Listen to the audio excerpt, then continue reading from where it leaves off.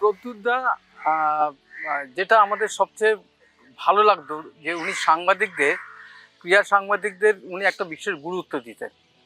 এই কারণে যে তিনি হতে পারেন আইএফএস সেক্রেটারি বা জর্জ টেলিগ্রাফের কর্ণধার, কিন্তু আমরা যেটা দেখেছি যে আমাদের কয়েকজন সাংবাদিককে তিনি একটা বিশেষ সময়ে তার বাড়িতে, হরিশ মুখার্জির পাশে যে বাড়িটাতে তিনি থাকতেন তখন, সেখানে একটা টেবিল মতন ছিল, টেবিলের উপরে আমরা এসে বসতাম। ওখানে সবাই ময়দানের লোকজন ওখানে আসতেন, ওখানে বসে কথা বলা। ওখানে প্রদ্যুৎদা, ওটাকে বলা হতো প্রদ্যুৎদার অ্যান্টি চেম্বার। সেখানে সবার আবার প্রবেশ ছিল না। আমাদের কয়েকজন সাংবাদিক, আমার অগ্রজ 2-4 জন এবং আমার সময়ে আমি আরও 1-2 জন ছিল, যারা প্রদ্যুৎদার ওই অ্যান্টি চেম্বারে যাওয়ার একটা স্বাধীনতা বা সুযোগ আমাদের ছিল। সেই থেকে দেখেছি প্রদ্যুৎদাকে আমরা, যেটা যে প্রথমত খুব রসিক মানুষ, আর খুব গম্ভীর গলায় তিনি রসিকতা করতেন।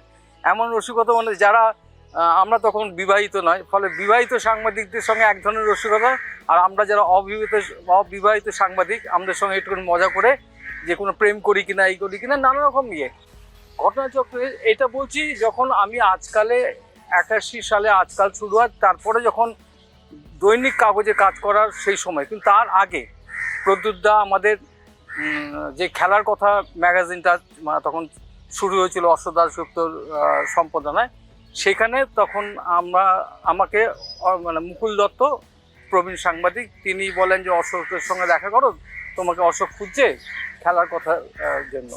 আমি তখন আকাশবাণী যুববাণীতে তখন ওই চুক্তিভিত্তিক কাজ থাকে, ক্যাজুয়াল কাজ, সেই কাজে ছিলাম।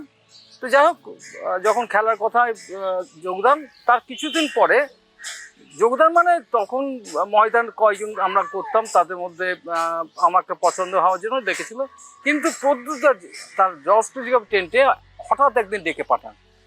তা প্রদ্যুৎদাকে তখন আমরা জানি, কিন্তু ঘটনাচক্রে তখন ইস্টবেঙ্গল, মোহনবাগান, মহামারান এই নিয়ে আমাদের ম্যাগাজিনের মূল ক্যারেক্টার। সেখানে জর্জ টেলিগ্রাফ বা খিদিরপুর এইগুলো ঘোরা তেমন হতো না। প্রদ্যুৎদা ডাকলেন যে সরোজ, তুমি তো খেলার কথায় করেছি, কত টাকা পাও? আমি বললাম এখন 150 টাকাতে ঢুকেছি। 150 টাকা?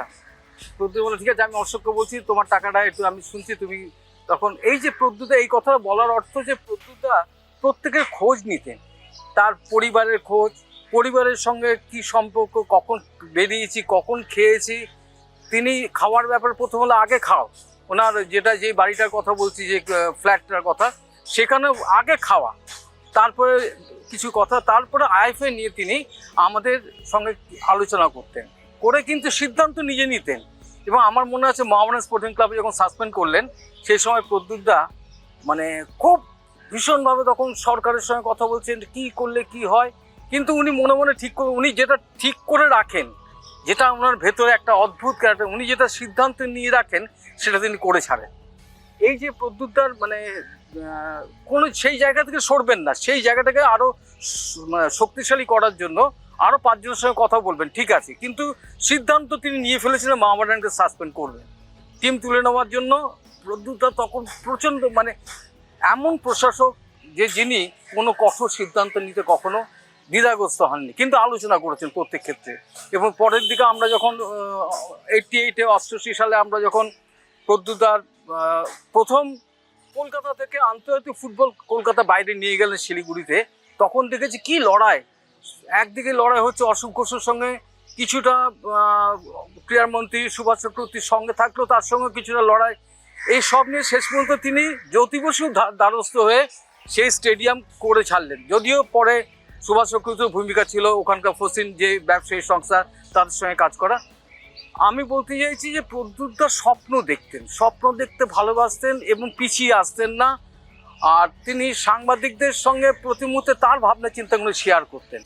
এই প্রদ্যুৎদা যখন প্রশাসক হিসেবে আইএফএতে একটা অন্য ভূমিকা, যখন তার আগে বিশ্বনাথ দত্ত, তারও আগে এম দত্ত রায়, অশোক ঘোষ যারা কাজ করেছেন, প্রদ্যুৎ দত্তর সঙ্গে তাদের তফাৎ হচ্ছে যে প্রদ্যুৎ দত্ত সিদ্ধান্ত নিতেন এমন সিদ্ধান্ত, যে সিদ্ধান্ত যুগান্তকারী সিদ্ধান্ত, যে সিদ্ধান্ত তিনি কখনো সিদ্ধান্ত থেকে সরে আসতেন না, এবং ফুটবলে গড়া পেটা থেকে শুরু করে সব কিছু প্রদ্যুৎদা যেভাবে সামলেছেন, যেভাবে প্রদ্যুৎদা বলবো যে ইস্টবেঙ্গল, মোহনবাগান, মোহামেডানকে কোথাও তার ঘাড়ে চাপতে দেননি। যদিও ইস্টবেঙ্গল ক্লাবের সঙ্গে তার সখ্যতা ছিল, কিন্তু কখনো ইস্টবেঙ্গল ক্লাব মাথায় চেপে বসেনি, চেপে দেননি। তিনি কোনো কাউকেই তার ঘাড়ে, তার মাথায় তিনি কখনো চাপতে দেননি।